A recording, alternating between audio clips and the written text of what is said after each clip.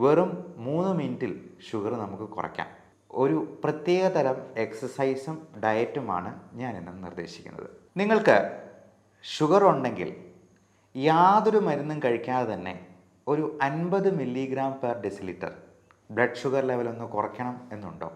എത്ര ഇൻസുലിൻ കൂട്ടിക്കൊടുത്തെന്നാലും, എത്ര ഭക്ഷണം കുറച്ച് കഴിച്ചെന്നാലും, എത്ര മരുന്നുകൾ അഡീഷണലായിട്ട് ആഡ് ചെയ്തെന്നാലും ഈ ബി പിയും ഷുഗറും ഒന്നും കുറഞ്ഞു വരാതിരിക്കും.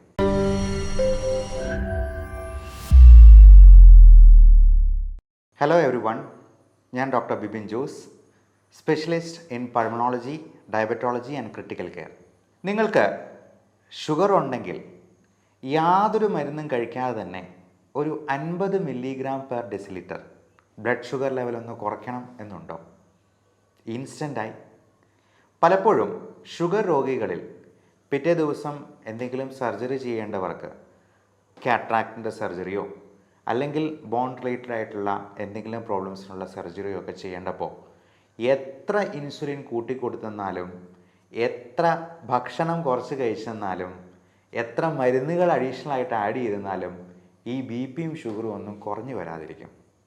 അങ്ങനെയുള്ളവർക്ക് അങ്ങനെ മാത്രം ഷുഗർ ഒന്ന് കുറയ്ക്കാനായിട്ട് ഒരു പ്രത്യേക തരം എക്സസൈസും ഡയറ്റുമാണ് ഞാനിന്ന് നിർദ്ദേശിക്കുന്നത്. വെറും 3 മിനിറ്റിൽ ഷുഗർ നമുക്ക് കുറയ്ക്കാം. പക്ഷേ ഇത് ഡോക്ടർമാരെ പറ്റിക്കാൻ വേണ്ടി, ഫാസ്റ്റിംഗ് ബ്ലഡ് ഷുഗർ ഒന്ന് കുറച്ച് കാണിക്കാൻ വേണ്ടി മാത്രമാകരുത് കേട്ടോ. അതായത് എല്ലാ ദിവസവും നമുക്ക് പ്രാക്ടീസ് ചെയ്തെന്നാൽ നമ്മുടെ ഡയബറ്റീസ് അത്ര കണ്ട് കൺട്രോളിലാക്കാനായിട്ട് നമുക്ക് സാധിച്ചേക്കും. ഇതിന് വേണ്ട വ്യായാമത്തിൻ്റെ ഒരു പേരാണ് HIIT അഥവാ ഹൈ ഇൻറ്റൻസിറ്റി ഇൻ്റർവൽ ട്രെയിനിങ് എന്ന് പറയുന്ന ഒന്ന്. രണ്ടാമത് ഇതിൻ്റെ ഡയറ്റാണ്. ഇതിന് കഴിക്കേണ്ട പ്രത്യേക തരത്തിലുള്ള കുറച്ച് ഭക്ഷണ കാര്യങ്ങൾ. ഇത് രണ്ടും നമുക്ക് ഇന്നൊന്ന് ഡിസ്കസ് ചെയ്യാം. ഈ HIIT എന്ന് പറയുന്നത് ഹൈ ഇൻറ്റൻസിറ്റി ഇൻ്റർവൽ ട്രെയിനിങ് എന്ന് പറയുന്ന സംഗതിയിൽ നമ്മൾ ഉൾക്കൊള്ളിച്ചിരിക്കുന്നത് ഒരു 30 സെക്കൻഡ് നേരത്തേക്ക് നമ്മുടെ ഹാർട്ട് റേറ്റ് ഒരു 140 എങ്കിലും വരെ ഉയരുന്ന രീതിയിൽ നല്ല ഇൻറ്റൻസിറ്റിയിലുള്ള ഒരു വർക്കൗട്ടാണ്. 30 സെക്കൻഡ് എന്ന് പറയുന്നത് അര മിനിറ്റേ ഉള്ളൂ എന്നുള്ളത് നമുക്ക് പ്രത്യേകം ഓർക്കാം. ഈ 30 സെക്കൻഡ് നേരത്തേക്ക് നല്ല ഇൻറ്റൻസിറ്റിയിലുള്ള ഒരു എക്സസൈസ്, അത് ഒരു സ്കിപ്പിംഗ് ആകാം, അല്ലെങ്കിൽ നല്ല സ്പീഡിലൊന്ന് ഓടുന്നതാകാം, അതല്ലെന്നുണ്ടെങ്കിൽ ഒരു 20 പുഷപ്പ് എടുക്കുന്നതാകാം, അല്ലെങ്കിൽ 20 സ്ക്വാറ്റ്സ് വിത്ത് ജമ്പിങ് അപ്സ് ഇതാകാം. ഇങ്ങനെ എന്തെങ്കിലും ഒരു എക്സസൈസ് വഴി നമ്മുടെ ഹൃദയത്തിൻ്റെ താളക്രമം നല്ല രീതിയിൽ കൂട്ടി ഒന്ന് ട്രെയിൻ ചെയ്ത് നോക്കൂ.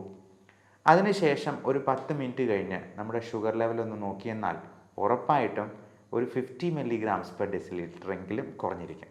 അതായത് ഒരു 200 ഷുഗർ ലെവൽ ഉള്ളവർക്ക് ഒരു 150 ആക്കാൻ പറ്റും എന്ന സാരം.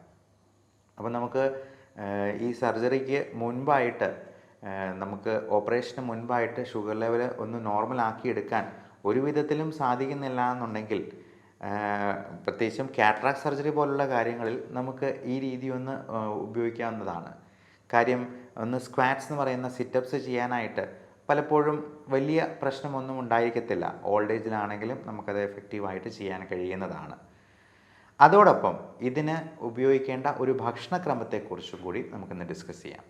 നമ്മുടെ ഷുഗർ കൺട്രോൾ ചെയ്യാനായിട്ട് നമ്മൾ തന്നെ ശ്രമിക്കണം എന്നുള്ളതാണ് ഇതിനകത്ത് ഏറ്റവും പ്രധാനമായിട്ടും ഉള്ള സംഗതി. അതിന് ഒരു ഡോക്ടർ എത്രയധികം ഉപദേശങ്ങൾ പറഞ്ഞെന്നാലും, എത്രയധികം മരുന്നുകൾ കൊടുത്തെന്നാലും സാധിക്കുകയില്ല. അതുകൊണ്ട് തന്നെ ഷുഗർ 99% കൺട്രോൾ ചെയ്യാനായിട്ടുള്ള ഒരു വഴിയും കൂടി ഞാൻ ഇതിൻ്റെ കൂടെ പറഞ്ഞു കൊള്ളട്ടെ. അതിന് നമ്മൾ ഇംഗ്ലീഷിലൊരു പേര് വിളിക്കും self monitoring of blood glucose എന്ന്. അതായത് നമ്മുടെ ബ്ലഡ് ഷുഗർ ലെവല് നമ്മൾ തന്നെ ഒരു ഗ്ലൂക്കോമീറ്റർ വെച്ച് നോക്കി എഴുതി വയ്ക്കുന്ന ഒരു രീതി. അതൊരു ഡയറിയിൽ തന്നെ ഒന്ന് എഴുതി വയ്ക്കുന്നത് നന്നായിരിക്കും. ഡേറ്റും ടൈമും ഷുഗർ ലെവലും ഒരു വരിയായിട്ട് തന്നെ കോളം വരച്ചൊന്ന് എഴുതി സൂക്ഷിക്കുക. അത് രാവിലെ ഫാസ്റ്റിങ്ങിലുള്ള ബ്ലഡ് ഷുഗർ നോക്കാം. PPBS, അതായത് ഭക്ഷണത്തിന് ശേഷം 2 മണിക്കൂർ കഴിഞ്ഞിട്ടുള്ള ഒരു ബ്ലഡ് ഷുഗർ ലെവല്. അതോടൊപ്പം 8 മണിക്കൂർ കഴിഞ്ഞിട്ട് 2 തവണയായിട്ടും കൂടി ഒന്ന് നോക്കുക. 3-4 ദിവസം നോക്കുമ്പോൾ തന്നെ നമുക്കിതിൻ്റെ ഫ്ലക്ച്വേഷൻ കൃത്യമായിട്ട് മനസ്സിലാക്കാനായിട്ട് സാധിക്കും. അപ്പോൾ അത് ഭക്ഷണത്തിൽ മാറ്റം വരുത്തിയും എക്സസൈസ് കൂട്ടിയും നമുക്ക് ആ ഷുഗർ ലെവൽ നോർമലൈസ് ചെയ്യാനായിട്ട് കഴിഞ്ഞേക്കും.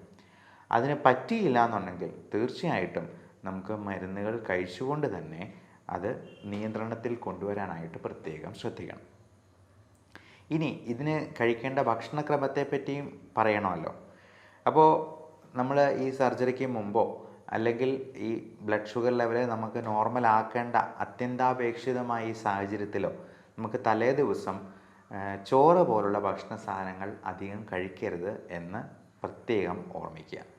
ചോറാണെങ്കിലും ചപ്പാത്തി ആണെങ്കിലും മൈദ കൊണ്ടുണ്ടാക്കിയ പൊറോട്ടയാണെങ്കിലും എല്ലാം ഷുഗർ ലെവൽ കൂട്ടുന്നത് തന്നെയാണ്. ചോറിന് പകരം ചപ്പാത്തി കഴിക്കുന്നത് കൊണ്ട് അതൊരു 5-6 ചപ്പാത്തി കഴിച്ചെന്നാൽ ചോറ് കഴിക്കുന്നത് പോലെ തന്നെ ഷുഗർ ലെവൽ കൂടാനിടയുണ്ട്. നല്ല തവിടോട് കൂടിയ കാർബോഹൈഡ്രേറ്റ്സ് എന്തെങ്കിലും കഴിക്കുന്നതാണ് ഷുഗർ രോഗികൾക്ക് ഏറ്റവും നല്ലത്. ഈ പറഞ്ഞതുപോലെ സർജറിക്ക് തൊട്ട് തലേ ദിവസം നമ്മൾ കാർബോഹൈഡ്രേറ്റ്സ് ഒന്നും അടങ്ങിയത് അധികം കഴിക്കരുത് എന്ന് പ്രത്യേകം മനസ്സിലാക്കുക. പകരം നമുക്ക് നല്ല പ്രോട്ടീൻ റിച്ച് ആയിട്ടുള്ള ഒരു മുട്ടയുടെ ഓംലെറ്റോ 1-2 എഗ്ഗ് കഴിക്കുന്നത് കൊണ്ടും അതിന് കുഴപ്പമില്ല. അതേപോലെ നട്ട്സ്, അത് കാഷ്യൂ നട്ടോ ബദാമോ അല്ലെങ്കിൽ മുളപ്പിച്ച പയറോ കഴിക്കാവുന്നതാണ്.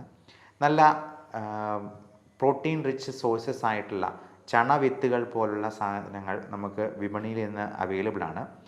ഫാറ്റ് തീരെ കുറഞ്ഞിട്ടുള്ള ചീസ് അല്ലെങ്കിൽ ഡയറി പ്രോഡക്ട്സ് ഒക്കെ നമുക്ക് ഷുഗർ കുറച്ച് നിർത്താനായിട്ട് കഴിക്കാവുന്നതാണ്.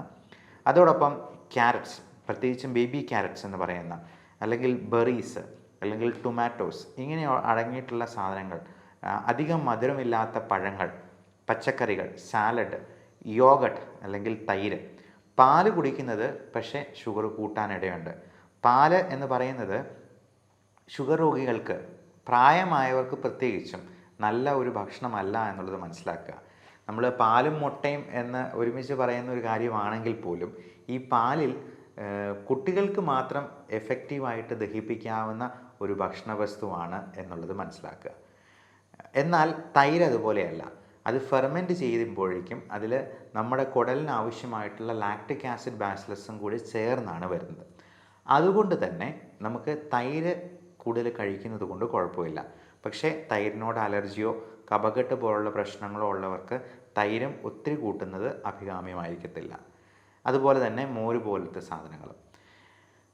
അപ്പോൾ കഴിക്കാവുന്ന ഭക്ഷണങ്ങൾ എന്തൊക്കെയാണ് എന്നുള്ളത് നോക്കി സർജറി പോലുള്ള വളരെ അത്യന്താപേക്ഷിതമായിട്ടുള്ള കാര്യങ്ങളിൽ നമുക്ക് ഷുഗർ ലെവൽ കുറച്ച് നിർത്താനായിട്ടാണ് ഞാൻ ഈ പറഞ്ഞ രീതി അവലംബിക്കാവുന്നത്. നമുക്ക് ഇത് ഡെയിലി ഇങ്ങനെ തന്നെ അത്താഴത്തിന് നമ്മൾ കാർബോഹൈഡ്രേറ്റ്സ് പൂർണ്ണമായിട്ടും ഒഴിവാക്കിക്കൊണ്ട് സാലഡ് മാത്രം കഴിച്ചുകൊണ്ട് ഈ രീതി പിന്തുടർന്ന് നമ്മുടെ ഷുഗറിനെ വരുതിയിലാക്കാനും കഴിയും. ഈ ഷുഗർ കൺട്രോളിലാണോ എന്നുള്ളത് നമുക്ക് എങ്ങനെ മനസ്സിലാക്കിയെടുക്കാം? ഞാൻ ഈ പറഞ്ഞ രീതിയൊക്കെ പരീക്ഷിച്ചിട്ട് നിങ്ങളെ ചികിത്സിക്കുന്ന ഡോക്ടറെ പറ്റിക്കാം എന്നങ്ങ് ധരിച്ച് കളയരുത്. അങ്ങനെയുള്ളവരെ പിടിക്കാനായിട്ട് നമുക്കൊരു ടെസ്റ്റ് ഉണ്ട്. HbA1c എന്നാണ് പറയുക. അത് 3 മാസത്തെ ആവറേജ് ഷുഗർ ലെവലാണ് നമുക്ക് കാണിച്ചു തരുന്നത്. ഈ HbA1c പ്രമേഹമില്ലാത്ത ഒരു വ്യക്തിക്ക് 5.7 താഴെയായിരിക്കും. പ്രമേഹമുണ്ട് എന്നാൽ നല്ല കൺട്രോളിലാണെങ്കിൽ മാക്സിമം ഒരു 7-7.5 വരെ ഈ HbA1c ഉണ്ടാകത്തുള്ളൂ. 7.5ക്ക് മുകളിലാണെങ്കിൽ കഴിഞ്ഞ 3 മാസത്തെ ആവറേജ് ഷുഗർ ലെവൽ ഒരു 200-250 മുകളിലാണ് എന്നുള്ളത് ഡോക്ടർക്ക് കണക്ക് കൂട്ടാനായിട്ട് സാധിക്കും. അതുകൊണ്ട് അന്നത്തെ ദിവസത്തെ ഫാസ്റ്റിംഗ് ബ്ലഡ് ഷുഗർ മാത്രം കുറച്ച് കാണിച്ചത് കൊണ്ട് യാതൊരു പ്രയോജനവുമില്ല എന്ന് പ്രത്യേകം ഓർമ്മിപ്പിക്കുന്നു. അപ്പോൾ അങ്ങനെ HbA1c ഒത്തിരി കൂടുതലാണെങ്കിൽ നമുക്ക് ലൈഫ് സ്റ്റൈൽ മോഡിഫിക്കേഷൻ മാത്രം പോരാതെ വരും.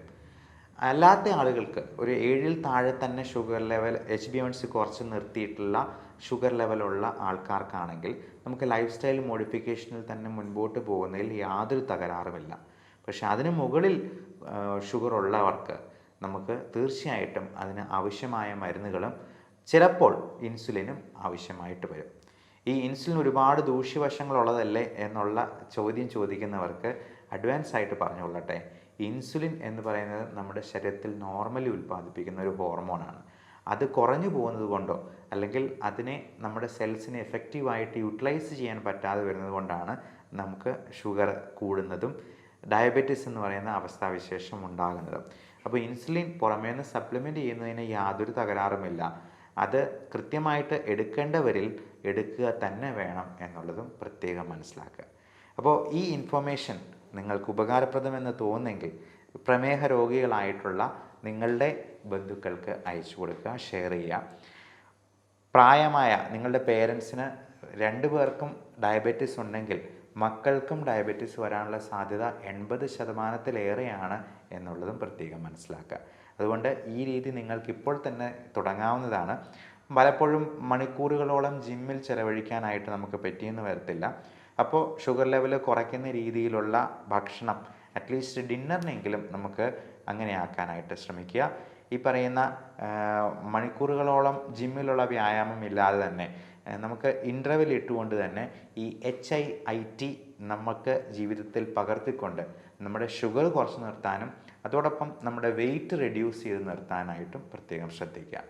ഇപ്പോൾ മാൽന്യൂട്രീഷനല്ല മോൾ ന്യൂട്രീഷനാണ് മിക്ക രോഗങ്ങൾക്കും കാരണം. അതായത് പോഷകാഹാരത്തിൻ്റെ കുറവല്ല, പോഷണം കൂടിപ്പോയത് കൊണ്ടുള്ള പ്രശ്നങ്ങളാണ് പലരിലും അസുഖങ്ങൾ ഉണ്ടാക്കുന്നത് എന്ന് നമുക്ക് എല്ലാവർക്കും അറിവുള്ളതാണ്. So everyone stay healthy. ഈ വിഷയത്തെപ്പറ്റി എന്തെങ്കിലും സംശയങ്ങളുണ്ടെങ്കിലോ ടെലിമെഡിസിൻ ആവശ്യമുള്ളവർക്കോ ഈ കാണുന്ന നമ്പറിൽ വാട്സപ്പിൽ ബന്ധപ്പെടാവുന്നതാണ്. 9567710073 എന്ന നമ്പർ നോട്ട് ചെയ്ത് വയ്ക്കാവുന്നതാണ്. Thank you.